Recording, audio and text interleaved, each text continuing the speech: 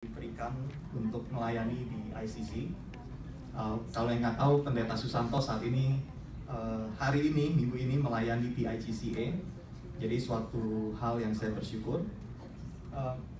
Dan topik yang diberikan hari ini pada saya yaitu topik Sola Scriptura. Dan bagi yang mungkin ada yang tahu, ada yang enggak, kita memasuki bulan reformasi, bulan Oktober. Dan khususnya tahun ini, 31 Oktober nanti, kita akan merayakan 500 tahun dari reformasi. Jadi saya pikir suatu topik yang baik kita melihat apa yang menjadi diskusi atau topik yang menjadi isu pada saat reformasi. Mungkin slide-nya ada, oke. Bisa saya yang operate ya? Bisa. Ya.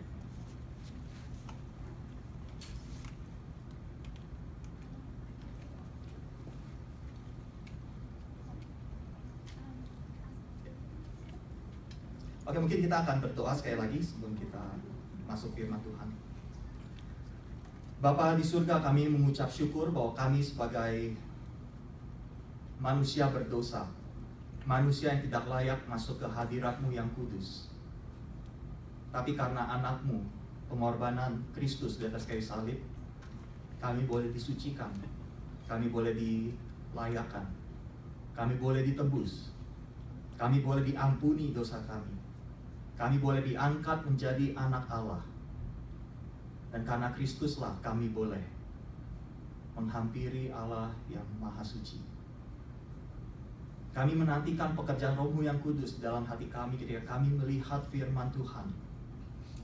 Berbicara pada setiap dari kami Tuhan, sesuai kebutuhan kami masing-masing. Agar ketika kami melihat firman Tuhan, Kristus boleh ditinggikan, Kristus boleh diberitakan, dan Kristus boleh dimuliakan. Dalam nama Tuhan Yesus kami berdoa. Amin.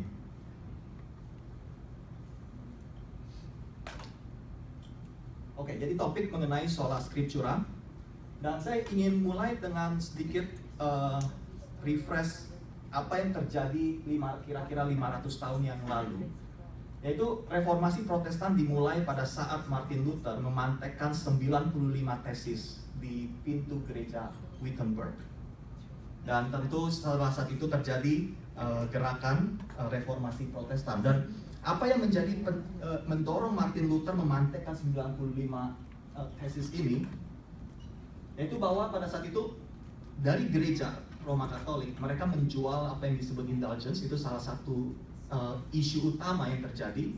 Dan ada seorang bernama Johann Tetzel, dan dia mengajar bahwa pada saat koin itu dimasukkan ke dalam kotak persembahan, maka ada satu jiwa yang boleh pindah dari purgatori masuk ke surga.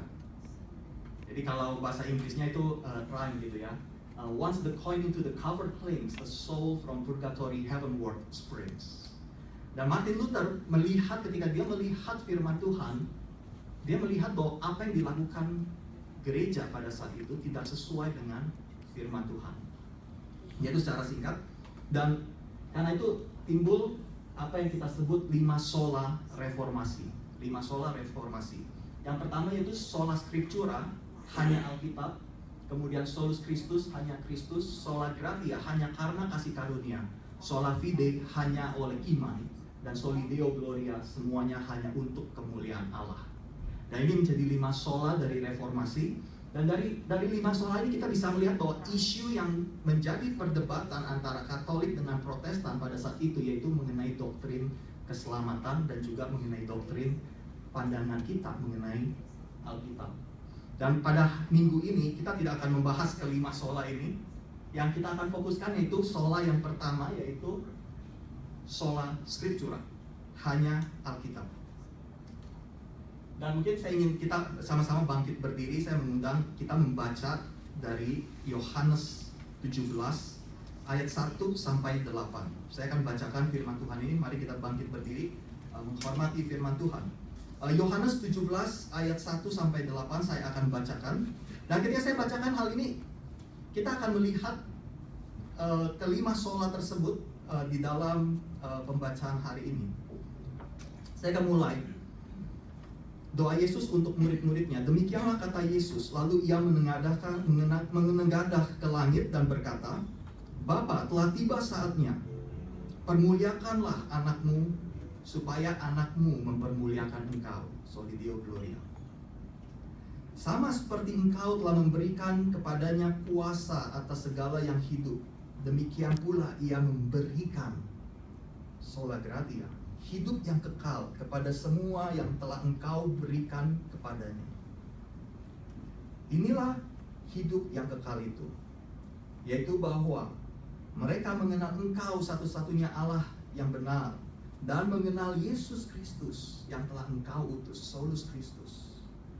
Aku telah mempermuliakan engkau, Soli Deo Gloria, di bumi dengan jalan menyelesaikan pekerjaan yang engkau berikan kepadaku untuk melakukannya. Oleh sebab itu ya Bapa,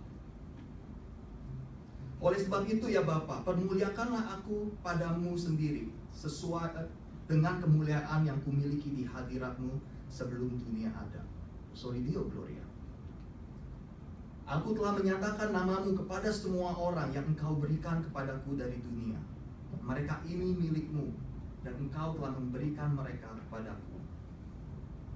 Dan mereka telah menuruti firman-Mu, sola scriptura. Sekarang mereka tahu bahwa semua yang Kau berikan kepadaku itu berasal daripadamu. Sebab segala firman, sola scriptura yang telah Engkau sampaikan kepadaku, telah Kusampaikan kepada mereka, dan mereka telah menerimanya, sola fide. Mereka tahu benar-benar bahwa Aku datang daripadamu, dan mereka percaya, sola fide, bahwa Engkaulah yang telah mengutus aku. Sekian bacaan firman Tuhan, silakan tutup. Kita akan kembali ke ayat 8 ini nanti. Tapi satu hal yang kita bisa lihat bahwa semangat dari reformasi, yaitu para reformator, mereka kembali kepada Alkitab. Mereka melihat apa yang firman Tuhan katakan. Mungkin kalau saya bisa memberikan summary apa yang menjadi perdebatan antara Protestan dan Katolik, perdebatan di dalam gereja saat itu sebetulnya, yaitu dikatakan Norman Geisler dan McKinsey mengatakan bahwa sesungguhnya doctors di gereja-gereja, ini para tokoh, para bapak gereja, seperti Jerome, Augustine, Anselm, dan Aquinas, ketika mereka melihat tulisan kudus, Holy Writing atau Alkitab, para bapak gereja itu kedengarannya seperti orang Protestan. Tapi sayang sekali bahwa Roma Katolik tidak mengikuti apa yang mereka lihat mengenai Alkitab, dan Roma Katolik mengangkat tradisi yang di luar Alkitab, extra biblical traditions, menjadi level yang sama dengan Alkitab. Jadi itu isu yang terjadi 500 tahun yang lalu, yaitu bahwa gereja saat itu, yang sekarang menjadi Roma Katolik, mengangkat sesuatu yang di luar Alkitab pada posisi yang sama dengan Alkitab. Jadi isu yang terjadi pada saat itu. Dan itu dalam pandangan para reformator itu adalah kesalahan yang serius dan mempunyai konsekuensi yang besar bagi orang ketika seorang Kristen melihat bahwa ada sumber lain selain Alkitab, itu akan membawa konsekuensi yang besar dalam kehidupan orang Kristen tersebut. Dalam pandangan Protestan yaitu bahwa Alkitab itu sendiri yang harus menjadi otoritas tertinggi, otoritas terakhir dalam kehidupan Kristen. Jadi ini yang menjadi summary mengenai sola scriptura. Jadi kalau kita lihat sola scriptura, apa itu sola scriptura? Sola scriptura pada dasarnya mengatakan bahwa hanya Alkitab yang menjadi sumber utama, sumber yang infallible, sumber yang tidak ada salah dan mutlak bagi segala doktrin dan tingkah laku Kristen. Jadi itulah sola scriptura. Kalau kita pikir, sola scriptura apa artinya? Itulah artinya. Nah, kadang-kadang kita pikir ini bukan, kita jangan tarik terlalu ekstrim dalam arti solo scriptura. Dalam arti apa? Kalau begitu saya mau cari tahu Tylenol itu buat apa di dalam Alkitab. Kalau kalian berusaha mencari Tylenol buat apa di dalam Alkitab, itu nggak akan ada. Atau kalau kalian mau cari cosine 30% itu, 30 derajat itu berapa? Itu nggak ada di Alkitab. Gitu ya. Jadi Alkitab itu sumber utama tertinggi bagi apa? Bagi kehidupan iman Kristen dan bagi tingkah laku iman Kristen dalam hubungan kita dengan Allah, bagaimana kita berhubungan dengan dunia. Tapi bukan berarti segala kebenaran Allah ada di dalam Alkitab, tapi ini adalah revelasi khusus, wahyu khusus dari Allah. Ada wahyu umum yang Tuhan berikan, seperti ciptaan Tuhan berikan, seperti sains, ilmu pengetahuan itu Tuhan berikan. Dan gak semua sains ada di dalam Alkitab, tapi yang pasti bahwa wahyu umum dan wahyu khusus Allah tidak akan bertentangan. Nah, ketika kita melihat wahyu khusus, sesuatu yang berkenaan dengan keselamatan umat manusia, sesuatu yang berkenaan dengan iman yang benar, ajaran yang murni, ajaran yang benar, maka Alkitablah yang menjadi sumber utama. Jadi pertanyaan kita pada pagi ini itu, kita melihat dalam sejarah gereja ada dua hal, itu apakah Alkitab, atau kalau kita mau lihat bahkan di luar gereja, ada yang bilang, oh bukan Alkitab, ada kitab lain yang harus kita ikuti. Atau kadang-kadang di antara orang Kristen pun ada melihat Alkitab tambah sesuatu. Dan kita akan melihat yang mana yang benar. Saya ingin kita bagian pertama itu untuk melihat Alkitab sebagai otoritas tertinggi dan yang tidak ada salah, infallible, bagi doktrin dan tingkah laku kita. Di 2 Timotius 3 ayat 15-17. Ini surat Paulus kepada Timotius. Dan Paulus berkata kepada Timotius, ingatlah bahwa dari kecil engkau sudah mengenal apa? Mengenal kitab suci, berkenaan dengan firman Tuhan. Dan di dalam surat ini Paulus mengatakan ada dua hal kepada Timotius, yang firman Tuhan itu dapat melakukan apa kepada kamu, yaitu pertama, memberi hikmat kepada kamu. Tingkah laku kita, bagaimana saya harus hidup, memberi hikmat kepada kamu. Dan menuntun kamu kepada keselamatan.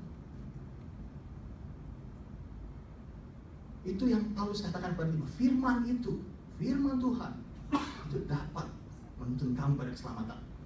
Bagaimana? Oleh iman kepada Yesus Kristus. Itu doctrinal statement, pernyataan doktrin, bahwa kamu diselamatkan oleh iman kepada Yesus Kristus. Paulus katakan hal itu kepada Timotius. Kemudian dia lanjutkan, kenapa? Karena segala tulisan yang diilhamkan Allah, tadi kita baca dalam bahasa Inggris, God breathed, ya kan? Tulisan yang diinspirasikan oleh Allah, tulisan yang diilhamkan oleh Allah. Segala tulisan yang diilhamkan oleh Allah memang bermanfaat untuk mengajar, untuk menyatakan kesalahan, untuk memperbaiki kelakuan, dan untuk mendidik orang dalam kebenaran. Jadi di sini kenapa orang Kristen, kenapa reformator mengatakan bahwa Alkitablah sumber yang tidak ada salah? Karena Alkitab diilhamkan oleh Tuhan. Kalau Allah tidak bisa berbohong, maka kita mengatakan firman Tuhan tidak berbohong. Kalau Allah tidak bisa salah, kita katakan firman Allah tidak bisa salah. Kalau saya baca, saya yang salah ngerti, ya bisa aja interpretasi manusia. Tapi dari Allah sendiri, firman Allah itu sendiri tidak ada salah. Dan Tuhan berikan itu untuk menuntun kita, mengajar, menyatakan kesalahan, memperbaiki kelakuan, dan mendidik orang dalam kebenaran. Dan lebih dari itu, yaitu bahwa dengan demikian tiap-tiap manusia kepunyaan Allah diperlengkapi untuk setiap perbuatan baik. Alkitablah yang menjadi otoritas pertama, otoritas utama bagi umat Kristen. Bagi orang yang mengaku saya mengikut Kristus, Alkitab menjadi otoritas pertama. Melalui Alkitab kita tahu bagaimana saya mendapat keselamatan. Melalui Alkitab saya bisa tahu bagaimana saya harus hidup. Dengan kata lain, sola scriptura berarti saya menempatkan diri saya di bawah otoritas firman Tuhan. Kalau firman Tuhan bilang A, saya harus lakukan A. Kalau firman Tuhan bilang B, saya harus lakukan B. Itu artinya saya menaruh diri saya di bawah otoritas firman Tuhan. Kita akan lihat doa Tuhan Yesus. Tadi kita sudah baca di ayat 8, dikatakan segala firman yang engkau sampaikan kepadaku telah kusampaikan kepada mereka. Ini di Yohanes 17, ini doa Tuhan Yesus sebelum dia naik ke atas kayu salib. Di akhir pelayanan Tuhan Yesus. Dan Tuhan Yesus saat itu berdoa, mereka di sini yaitu ke-12 murid Tuhan Yesus. Murid Tuhan Yesus yang bersama dengan dia. Dan dalam doanya dikatakan kepada Bapa, Bapa, firman yang dari Engkau telah kusampaikan kepada mereka. Dengan kata lain, ada satu set dari firman Tuhan, ada satu set kepercayaan, satu set keyakinan yang Tuhan Yesus bawa dari Bapa dan berikan kepada muridnya. Lalu dan mereka telah menerimanya. Dengan kata lain, pada saat itu murid Tuhan Yesus, para rasul sudah menerima apa yang Tuhan Yesus ingin sampaikan. Mereka tahu benar-benar bahwa aku datang daripadamu dan mereka percaya bahwa engkaulah yang telah mengutus aku. Dan ini penting untuk kita mengingat ayat ini, yaitu bahwa Tuhan Yesus mengatakan, firman yang kau berikan telah aku sampaikan.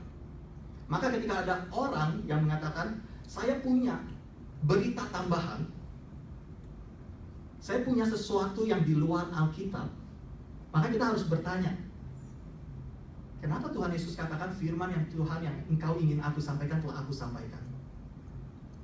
Kenapa harus perlu tambah sesuatu lagi yang bukan dari Yesus Kristus? Dan karena itu sola scriptura itu menjadi ayat doa Yesus, saya pikir menjadi dasar. Karena memang kata sola scriptura nggak ada di Alkitab. Coba cari di Alkitab sola scriptura, nggak ada kata itu. Tapi sama juga dengan kata Trinity, nggak ada di Alkitab. Tapi itu keyakinan iman Kristen. Ini berdasarkan sejarah gereja, kita memegang Allah itu Allah Tritunggal. Alkitab adalah firman Tuhan, tidak ada kesalahan. Kemudian kalau kita lanjutkan, bukan hanya Tuhan Yesus, mereka sudah menerimanya. Kalau kita baca lagi di ayat 17 dikatakan, kuduskanlah mereka dalam kebenaran. Apa itu kebenaran? Firman-Mu adalah kebenaran. Di sini kita melihat Tuhan Yesus sendiri mengatakan bahwa setelah ke-12 murid itu percaya, mereka perlu bertumbuh, mereka perlu disanctified, mereka perlu dikuduskan. Dan alat yang Tuhan pakai adalah firman Tuhan, the truth, kebenaran. Itu firman Tuhan yang Tuhan pakai. Sama seperti tadi tuh Paulus kepada Timotius, segala tulisan yang dihilangkan Allah yang bermanfaat untuk mengajar, menyatakan kesalahan, memperbaiki kelakuan dan mendidik orang dalam kebenaran. Firman-Mu adalah benar. Kemudian dikatakan, sama seperti engkau telah mengutus aku ke dalam dunia, demikian pula aku telah mengutus mereka ke dalam dunia. Dan aku menguduskan diriku supaya mereka, bagi mereka, supaya mereka pun, Tuhan Yesus ulang, dikuduskan dalam kebenaran. Kebenaran adalah firman Tuhan. Dan bukan untuk mereka ini saja aku berdoa. Tuhan Yesus berdoa bukan hanya untuk ke-12 muridnya, tapi dia katakan, tetapi juga untuk orang-orang yang percaya kepada Yesus, percaya kepadaku oleh pemberitaan ke-12 murid. Apa yang ke-12 murid itu beritakan? Firman yang Tuhan Yesus sudah sampaikan kepada ke-12 murid. Oleh karena itu, bagi orang Kristen, kenapa kita katakan sola scriptura? Karena disinilah firman yang menyatakan siapa Yesus, siapa Allah. Dan Alkitab cukup, sufficient, tanpa perlu ditambah. Karena dalam doa Tuhan Yesus katakan, firman yang kau berikan sudah aku berikan kepada ke-12 murid. Ke-12 murid kemudian akan membawa berita tersebut kepada orang lain agar mereka menerima, yang percaya kepada pemberitaan mereka. Dan karena itu ketika ingat di Kisah Para Rasul, sebelum Roh Kudus turun, mereka mencari pengganti dari Yudas. Salah satu kriterianya apa? Yaitu orang yang sudah menjadi saksi mengikuti Tuhan Yesus. Sama seperti ke-12 muridnya. Karena mereka menjadi eyewitness, mereka menjadi saksi. Mereka menerima berita tersebut. Dan berita itulah yang diberitakan dari ke-12 murid, dari Yerusalem, seluruh Yudea, Samaria, sampai ke ujung bumi. Dan berita itulah yang kita terima saat ini. Sehingga kita menyebut diri kita orang Kristen. Orang yang percaya. Dan karena itu kita perlu untuk memegang sola scriptura.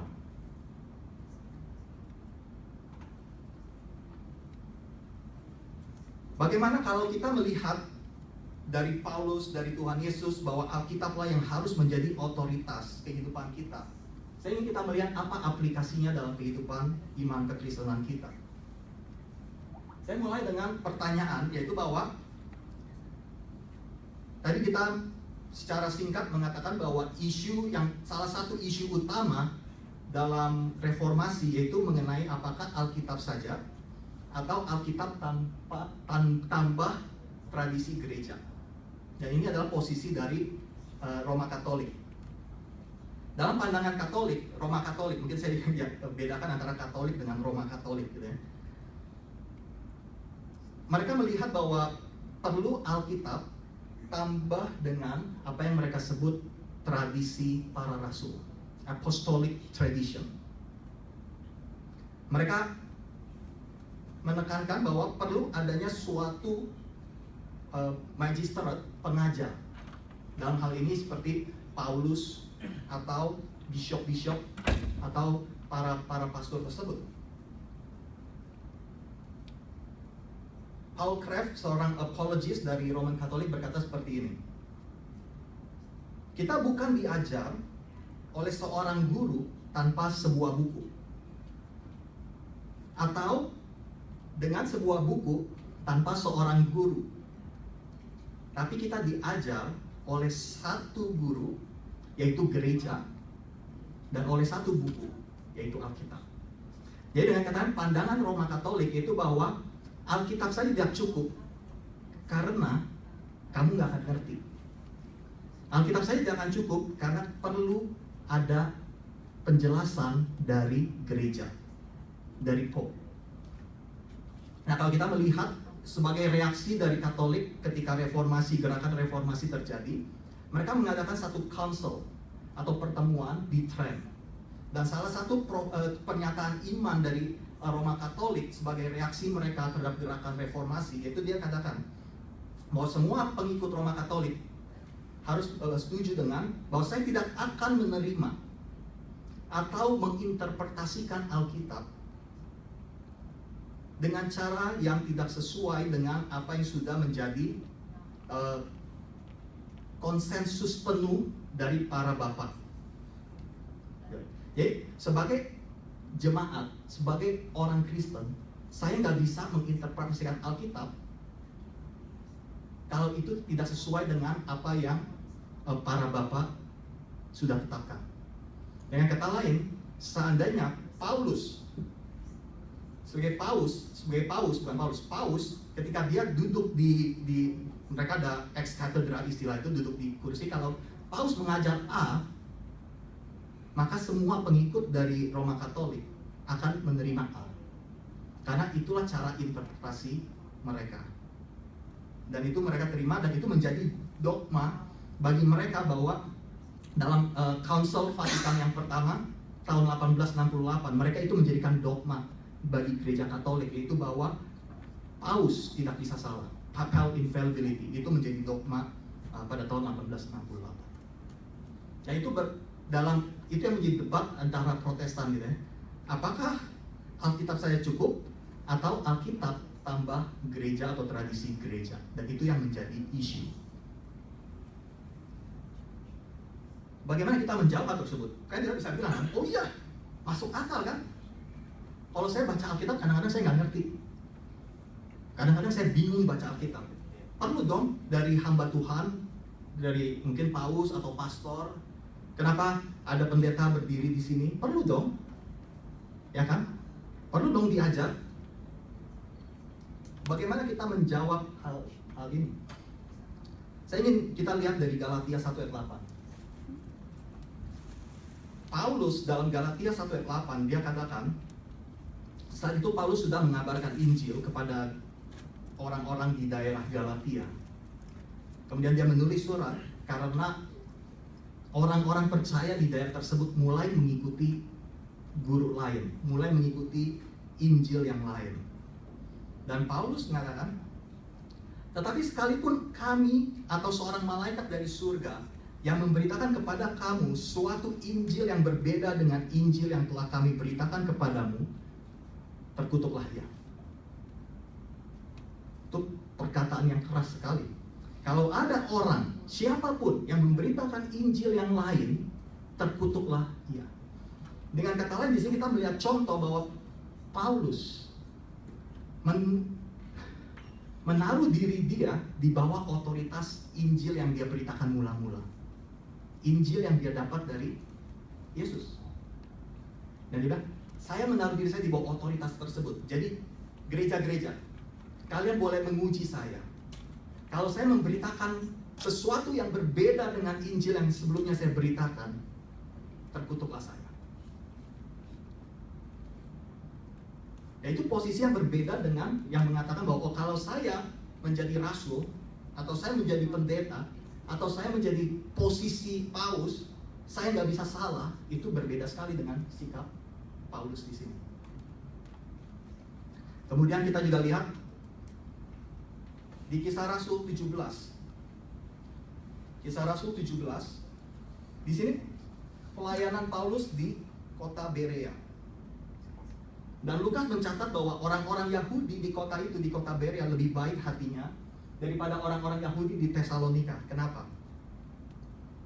Karena mereka menerima firman itu dengan segala kerelaan hati. Di sini bagi saya suatu aplikasi, yaitu bagaimana kita mendengar firman Tuhan. Kita akan lihat lebih dalam hal itu. Dan setiap hari mereka menyelidiki kitab suci untuk mengetahui apakah semuanya itu benar demikian. Banyak di antara mereka yang menjadi percaya. Di sini kita melihat bahwa orang Berea melakukan apa?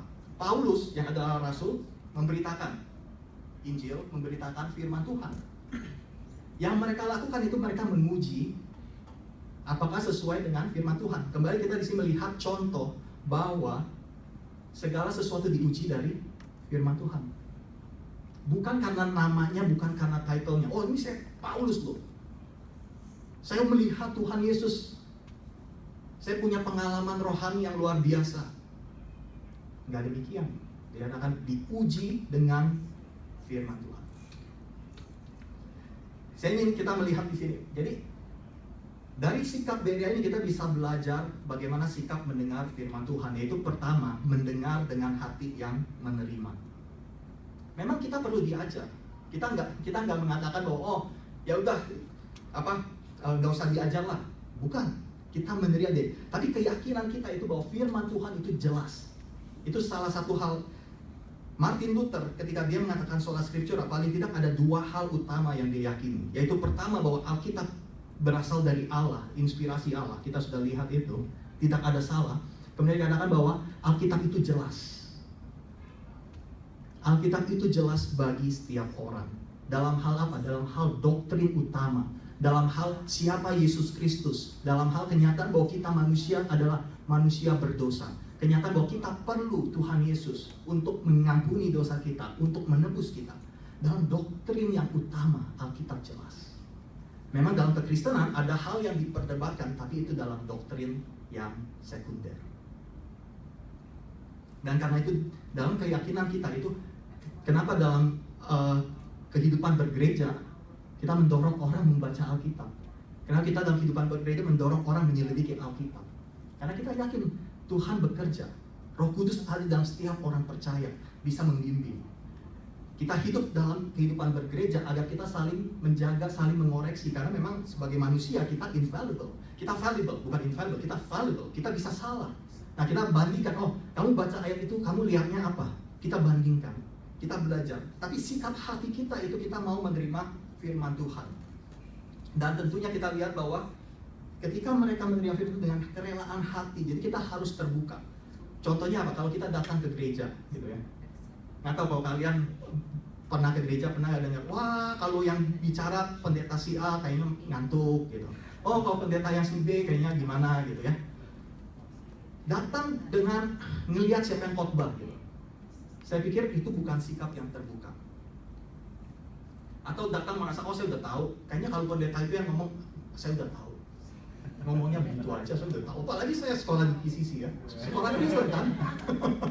Sekolah Kristen kan, kalau kita mah udah belajar kelas banyak sekali belajar Kristen. Apalagi kalau dia bilang, oh saya lebih lagi, saya sekolah Kristen dari TK sampai SMA. Itu udah ngafalnya udah melotot gitu. Gitu ya. Merasa udah tahu semua gitu. Tapi itu bukan menerima firman. atau datang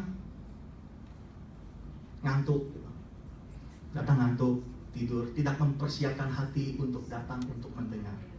Pengkhotbah 4 ayat 17 dikatakan bahwa ketika kamu menghampiri rumah Tuhan, hati-hatilah, sebab datang untuk mendengar itu lebih baik daripada mempersembahkan korban. Nah, kadang-kadang kita sebagai orang Kristen, terutama yang melayani sudah cukup lama, kadang-kadang kita bisa jatuh dalam sikap itu. Kita bisa sibuk dengan pelayanan. Oh ya, harus latihan. Oh, harus main musik, harus gimana, ngatur tempat, aktivitas. Tapi mungkin kita lupa menyiapkan hati kita. Tuhan, saya ingin menyembah Engkau. Tuhan, saya ingin datang untuk mendengar firman Tuhan. Hati-hati dengan kita belajar sikap mendengar itu mendengar dengan hati menerima. Mengenai menerima juga ada satu kesalahan yang sering kita lakukan sebagai orang Kristen, yaitu kita mendengar untuk orang lain. Waktu saya besar di sekolah, di gereja, salah satu hal yang saya ingat, salah seorang penginjil menasihatkan saya, kamu kalau dengar firman Tuhan jangan dengar untuk orang lain, tapi dengar untuk kamu sendiri. Artinya gimana? Misalnya ada orang, wah kamu jangan serakah. Oh iya tuh si Joni itu serakah itu. Oh kamu jangan suka berbohong. Oh iya si Siti itu suka bohong gitu. Karena nggak pernah melihat diri sendiri gitu. Ngelihatnya buat orang lain. Oh iya betul itu tuh buat si itu. Oh yang itu buat ono tuh. Padahal firman Tuhan bilang apa? Keluarkan balok dari matamu, baru kamu bisa mengeluarkan selumbar dari mata saudaramu. Kadang-kadang kita dengar firman Tuhan lebih buat orang lain, bukan buat diri kita sendiri. Yang pertama, sikap mendengar firman Tuhan itu mendengar dengan hati menerima. Kemudian juga dengan mendengar dengan menyelidiki. Kitab suci. Menyelidiki. Ada orang mendengar firman Tuhan, pendetanya bilang A, oh iya A. Pendetanya bilang B, oh ya B. Tapi nggak diselidiki lagi dengan firman Tuhan. Tapi di sini kita melihat bahwa bahkan Paulus pun menempatkan diri di bawah otoritas firman Tuhan. Gimana dengan kita? Kita suka tak menyelidiki firman Tuhan? Ketika pendeta ngomong di sini atau saya ngomong di sini, kalian harus uji. Uji apa yang saya katakan apakah sesuai dengan firman Tuhan atau tidak. Kemudian yang ketiga yaitu mendengar dengan meresponi. Dikatakan bahwa apakah semuanya itu benar, mereka cek. Kemudian dikatakan banyak di antara mereka yang menjadi percaya. Mereka mendengar dengan sikap hati menerima. Mereka melihat firman Tuhan sesuai dengan firman Tuhan dan mereka percaya. Begitu juga kita. Kadang-kadang kita orang Kristen, mungkin kita sudah di 2 langkah yang pertama, tapi kita nggak di langkah yang ketiga, yaitu meresponi atau menerapkan. Kalau itu kebenaran, dan kalau saya bilang saya di bawah otoritas firman Tuhan, maka saya akan taat. Jadi 3 hal itu dalam mendengar firman Tuhan. Dengan hati yang menerima, menyelidiki, dan meresponi. Kemudian ada hal lain yang Martin Luther hadapi. Jadi aplikasi pertama, sikap dalam mendengar firman Tuhan. Kalau tadi kita melihat bahwa dari gereja saat itu, Roma Katolik menekankan bahwa Alkitab tambah tradisi gereja atau ajaran gereja. Tapi pada zaman itu juga Martin Luther menghadapi tantangan lain, bukan hanya dari Roma Katolik, tapi dari apa yang disebut self-proclaimed prophet. Orang-orang yang mengangkat diri menjadi nabi atau menjadi rasul. Dan zaman sekarang kita bisa melihat ada orang-orang yang mengklaim diri mereka pakai gelar nabi atau rasul, apostle. Zaman itu Martin Luther menulis suatu traktat berjudul Against the Heavenly Prophets. Itu tahun 1525. Contohnya itu ada Andreas von Kaufmann, Thomas Hunzer. Sebagai kesimpulan singkat, Martin Luther menulis demikian. Dalam hal ini yaitu berkenaan dengan firman Tuhan yang diucapkan dari luar, external spoken word. Kita harus memegang dengan teguh keyakinan, yaitu bahwa Allah tidak memberikan kepada seorang pun Roh-Nya yang kudus atau memberikan kasih karunia-Nya kecuali melalui atau dengan firman Tuhan. melalui firman Tuhan. Yaitu keyakinan Martin Luther. Dengan kata lain, harus dimulai bagi seseorang untuk menerima Roh Kudus. Misalnya kalian untuk menerima Roh Kudus, menerima kasih karunia Allah yang menyelamatkan, harus dimulai dengan pemberitaan firman Tuhan dari luar. Seseorang menyampaikan Injil kepada kalian. Seorang teman membagikan Injil kepada temannya. Firman Tuhan yang diucapkan dari luar, dan Roh Kudus menggunakan hal itu, memakai itu sebagai alat agar orang itu percaya, dan akhirnya Roh Kudus memeteraikan orang yang percaya tersebut. Harus dimulai dari luar dengan firman Tuhan, pemberitaan Injil. Ya, kalau di Roma 10 dikatakan bagaimana orang bisa percaya kalau Injil nggak ada yang diutus, dan bagaimana orang bisa percaya itu kalau mereka mendengar Injil dan iman timbul dari pendengaran akan Injil, akan firman Tuhan. Posisi Martin Luther. Dan apa yang diajarkan oleh para nabi ini itu dikatakan dilanjutkan. Karena kita harus dilindungi dari, dia menggunakan term enthusiast. Kita harus dilindungi dari para orang-orang yang entusias ini. Karena dari orang yang spiritualis ini, mereka mengatakan bahwa mereka memiliki Roh Kudus tanpa atau sebelum firman Tuhan. Yang katanya mereka memulai dengan, oh saya bisa memiliki Roh Kudus, saya bisa punya suatu pengalaman rohani, sehingga ketika Roh Kudus datang, maka saya bisa menginterpretasikan firman Tuhan. Dan karena itu dikatakan para nabi tersebut menghakimi, menginterpretasikan dan memutar firman Tuhan, atau firman Tuhan yang dikatakan sesuai dengan kehendak mereka. Saat itu tantangan lain. Dengan kata lain, ada dari gereja ketika para reformasi ingin kembali ke Alkitab, ada satu kelompok yang menarik lagi keluar, dikatakan mari kita keluar lebih jauh lagi di luar Alkitab. Karena saya bisa dapat pengalaman dengan Roh Kudus di luar Alkitab. Dan Martin Luther menentang hal tersebut. Aplikasi yang kedua itu, mungkin ini juga sedikit banyak sudah kita katakan, yaitu bahwa ujilah segala sesuatu. Ujilah segala sesuatu dan peganglah yang baik. Itu harus menjadi sikap kita. Uji setiap ajaran yang kita dengar. Apalagi zaman sekarang, nonton TV kita bisa banyak, kelihatannya orang berkhotbah pakai Alkitab, atau kita ke YouTube, banyak sekali segala macam ajaran ada di sana. Bagaimana saya bisa tahu ajaran yang benar, ajaran yang salah? Firman Tuhan. Uji segala sesuatu.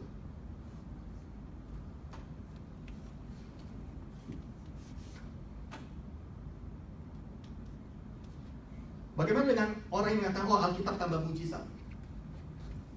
Belakangan ini kadang-kadang di film, bahkan sampai di film, orang yang ke surga atau ke neraka, entah mati atau mimpi gitu ya, near death experience.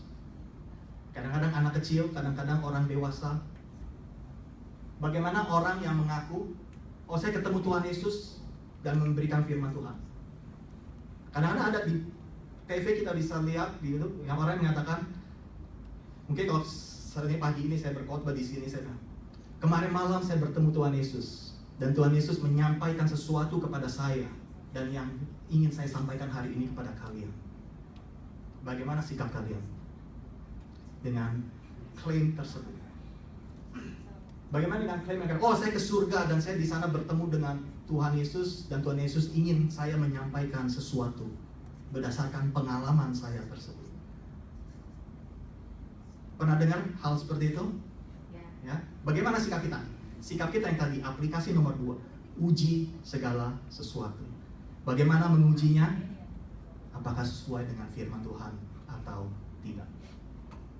Mungkin secara singkat, Abraham, Tuhan Yesus memberitakan kisah Lazarus dan orang kaya. Dan saat itu orang kaya ketika dia dalam api penyiksaan mengatakan, coba Abraham, saya masih punya saudara yang belum percaya. Suruh Lazarus bangkit supaya mereka bisa diperingatkan, supaya mereka jangan ke tempat saya yang sekarang ini. Dan Abraham berkata, jika mereka tidak mendengarkan kesaksian Musa dan para nabi, dengan kata lain, jika mereka tidak menerima kesaksian firman Tuhan, mereka tidak juga akan mau diyakinkan sekalipun oleh seseorang yang bangkit dari antara orang mati. Hati-hati dengan sesuatu yang kelihatannya wah, sesuatu yang kelihatannya supernatural, sesuatu yang kelihatannya mujizat. Hati-hati, harus lihat dengan firman Tuhan. Dan ini mungkin satu topik yang bisa lebih panjang lagi, karena banyak sekali contoh di mana sebagai orang Kristen kita harus hati-hati dengan klaim-klaim yang pakai nama Yesus, pegang Alkitab ini, banyak pengikut, tapi belum tentu benar. Belum tentu benar. Nah, saya nggak bilang pukul rata gitu ya. Bagi saya prinsip yang kita harus pegang, uji dengan firman Tuhan. Apakah itu benar atau salah? Bagaimana dengan ini? Datanglah pada Yesus, Dia akan membuatmu kaya dan Dia akan menyembuhkan sakit penyakit tubuhmu.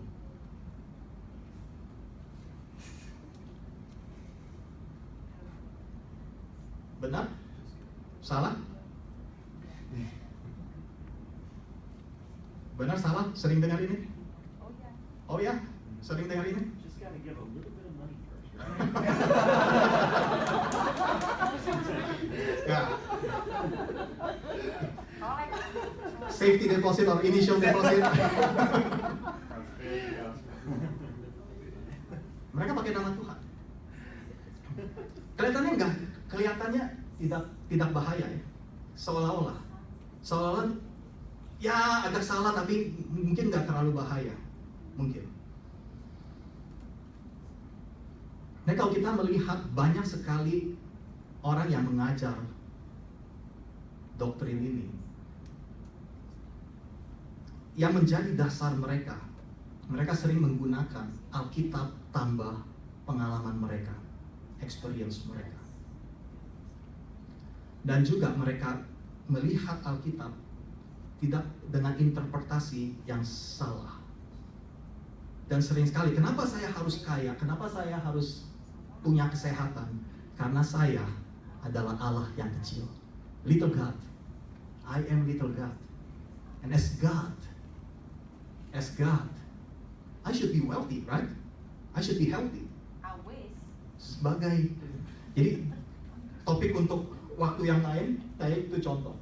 Bagaimana kita menguji sesuatu sesuai dengan firman Tuhan. Yang ketiga, aplikasi kesatuan gereja. Tuhan Yesus dalam doanya, Yohanes 17, saya dorong kalian baca Yohanes 17 dalam reformasi ini. Dia katakan, orang yang percaya pada pemberitaan mereka, jadi murid-murid ke-12 murid memberitakan dan selanjutnya kepada orang, karena supaya mereka semua menjadi satu. Kesatuan gereja. Sama seperti engkau ya Bapa di dalam aku dan aku di dalam engkau, agar mereka juga di dalam kita, supaya dunia percaya bahwa engkaulah yang telah mengutus aku. Kesaksian umat Kristen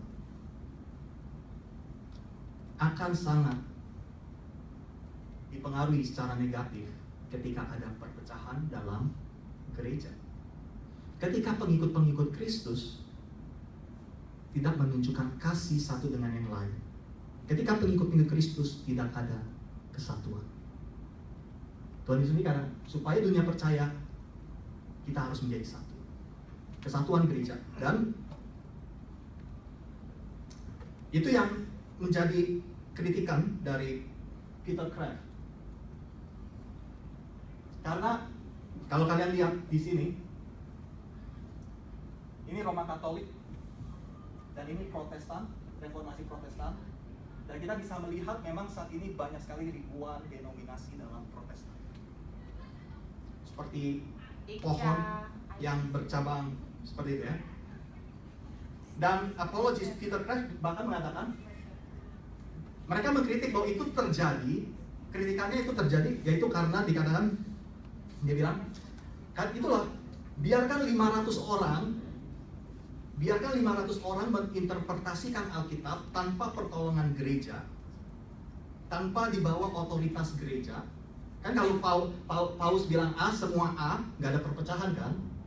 Tapi kalau 500 orang interpretasi, maka dia bilang, cepat atau lambat, itu akan ada 500 denominasi. Kritikannya itu, apakah itu kritikan yang benar atau tidak? Secara luar ya, kita akan angkat kepala. Tapi belum tentu.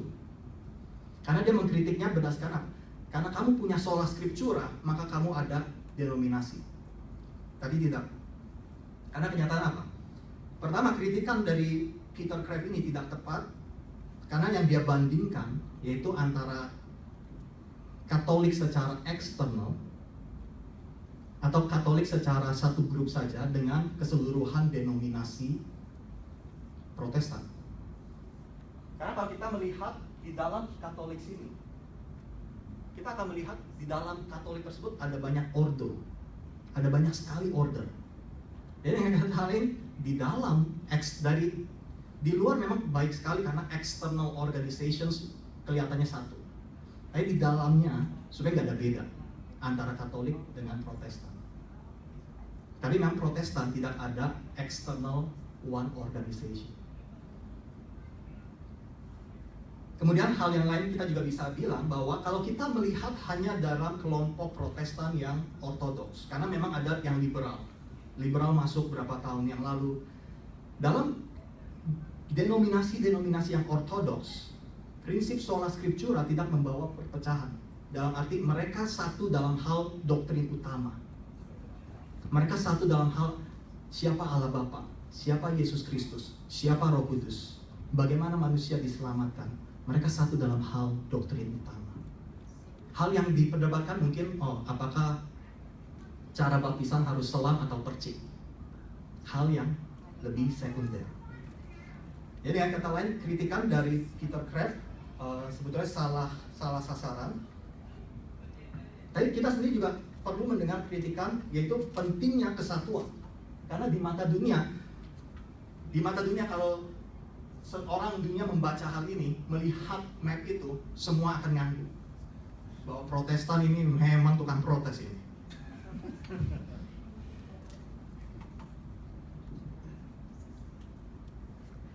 J.I. Packer, saya suka kesimpulan dia. Dia katakan, perpecahan yang sangat mendalam itu lebih disebabkan bukan oleh mereka yang mempertahankan sola scriptura. Tapi perpecahan yang mendalam itu biasa terjadi, baik itu di Roma Katolik atau di Protestan, itu sama aja. Itu perpecahan terjadi bagi orang yang menolak sola scriptura. Justru kelompok yang menolak sola scriptura biasa yang menyebabkan perpecahan yang lebih mendalam. Tapi pada saat yang sama, ketika orang-orang yang memegang sola scriptura pecah, have split dari satu dengan yang lain, penyebabnya adalah lebih karena dosa, bukan karena doktrin sola scriptura. Perpecahannya lebih karena keegoisan. Saya maunya begini, kamu maunya begitu. Saya maunya A, mau apa kamu? Lebih karena dosa, bukan karena sola scripturanya. Sebaliknya, orang yang memegang sola scriptura, kalau mereka taat, seperti yang tadi kita lihat, sikap mendengar firman Tuhan, kalau semua dari kita tunduk di bawah otoritas Alkitab, seharusnya perpecahan sangat minim. Jadi aplikasi ketiga, kesatuan gereja. Kita perlu menunjukkan kesatuan rohani di antara sesama orang percaya lebih lagi. Tapi apa boundary kita? Kalau tadi kita katakan uji segala sesuatu, apakah saya harus kerjasama dengan siapa saja? Saya pikir tidak. Boundary-nya, kesatuan rohani bukan berarti keseragaman secara eksternal. Dan di Efesus 4 ayat 36 dikatakan, berusahalah memelihara, bukan menciptakan, tapi memelihara. Mau atau tidak mau, setiap dari kita yang percaya pada Kristus sudah menjadi satu tubuh.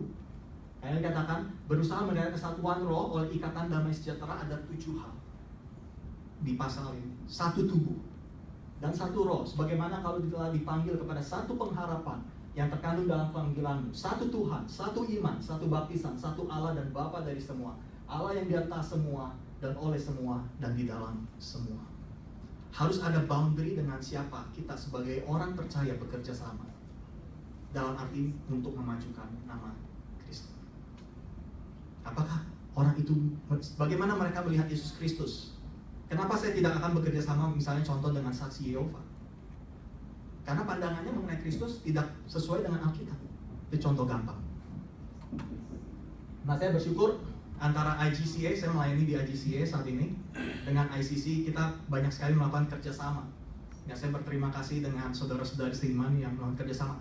Salah satunya VBS, yang beberapa bulan lalu kita lakukan. Nah, kita ada mission trip, di Juli ada camping bersama, dan tadi saya lihat pengumuman nanti 10/29 kita akan ada kebaktian reformasi bersama. Saya kira itu sesuatu yang indah, kan? Sesuatu yang indah. Walaupun secara eksternal kita berbeda gereja, tapi secara rohani kita adalah satu. Nah, kenapa saya taruh di sini? Karena secara sendiri-sendiri, IGCA nggak bisa melakukan VBS, ICC nggak bisa melakukan VBS sendiri. Nah, ini ada. Kenapa saya taruh foto ini? Anak ini belum pernah mendengar firman Tuhan dari latar belakang non-Kristen. Dia dengan 2 orang saudaranya termasuk mamanya ikut hadir di acara tersebut. Kesempatan menghadapi anak itu menikmati sekali. Mungkin itu satu-satunya dia mendengar Injil. Ada salah seorang volunteer tetangga dari dekat dengan tempat tinggal kami. Belum pernah mendengar Injil dari latar belakang Buddhis. Dan antinya yang mengajak dia pas cuman main dari Taiwan, main aja, dan ikut membantu volunteer, dan dikatakan, oh pertama kali mengerti. Mungkin belum mengerti, tapi mendengar dan mulai bertanya-tanya. Dan auntie-nya ini follow up dengan keponakannya ini. Nah, itu perlu didoakan, tapi melalui acara ini Injil diberitakan. Perlu didoakan. Karena datang dari keluarga yang mungkin kayak Kwamia gitu. Jadi benar-benar dari keluarga yang terlibat dengan peramal. Suatu hal yang indah, dan saya berharap kita bisa meneruskan kerjasama lebih lagi untuk pengabaran Injil Kristus. Dan saya ingin bagikan sedikit pribadi sebagai penutup. Saya akan bagikan surat cinta yang saya terima. Ini dari anak saya. Buat papa, I love you this much. Atau berapa million, that's it. Jesselyn. Wah, ini ketutup di bawah. Cuma di sana ada the best. Saya bukan daddy the best. May IGCA and ICC be the best. Dia masih 6 tahun. Dan bagi saya waktu saya dapat itu saya nggak ngomong mengenai IGCA, ICC, dia cuma ikut acara VBS, karena ada camping, aktivitas yang bersama. This is dari mata seorang anak kecil, dan dia melihat indahnya kerjasama tubuh Kristus, dan dia katakan, may IGCA and ICC be the best. Dan sesuai dengan semangat reformasi, may that for the glory of God, soli Deo gloria. Ya, itulah yang saya bagikan hari ini. Sola Scriptura, bahwa hanya Alkitab sebagai sumber utama yang tidak ada salah dan yang mutlak, memiliki otoritas bagi hidup kita, agar dalam hal apa yang saya percaya, dalam hal doktrin apa yang saya pegang, dan bagaimana saya bersikap sesuai dengan doktrin tersebut, itu harus sesuai dengan firman Tuhan. Dan 3 aplikasi yang kita renungkan, bagaimana saya bersikap ketika saya mendengar firman Tuhan. Apakah saya menerima dengan hati terbuka? Apakah saya menyelidikinya? Dan apakah saya menerapkannya? Kemudian apakah saya menguji segala sesuatu?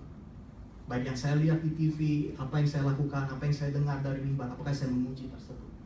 Dan yang ketiga, kenapa Tuhan katakan sebarkan berita Injil agar mereka satu, agar mereka percaya? Mari kita tingkatkan kesatuan rohani. Sehingga walaupun ada yang dari PCC dari Florida bisa sering datang ke Georgia, kita bisa melayani bersama. IGCA, ICC, kita bisa melayani bersama. Mari kita berdoa. Bapa di surga, kami sungguh bersyukur untuk firman-Mu Tuhan. Dan kami menyadari bahwa peperangan kami adalah melawan si jahat yang ingin menipu kami, menghancurkan kami, yang terus menyerang kami baik secara pribadi atau menyerang gereja Kristus. Kami mohon agar Engkau memperlengkapi kami dengan kuasa Roh Kudus, dan supaya kami boleh tahu bagaimana menggunakan pedang roh, yaitu firman Tuhan.